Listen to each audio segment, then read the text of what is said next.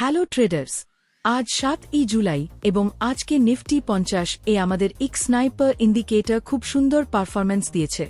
গতকাল আমরা একটি বিটিএসটি কল পেয়েছিলাম, যা আজ মার্কেট ওপেনের পর হোল্ড করে 1-2 টার্গেট বুক করি। এরপর মার্কেট আরও উপরে গিয়ে হাই তৈরি করে। তারপর চেঞ্জ অফ ক্যারেক্টার তৈরি হওয়ার পর 12:25 থম এ আমাদের ইন্ডিকেটর একটি সেল সিগন্যাল দেয়, যেখান থেকে আবারও 1-2 টার্গেট ক্যাপচার হয়।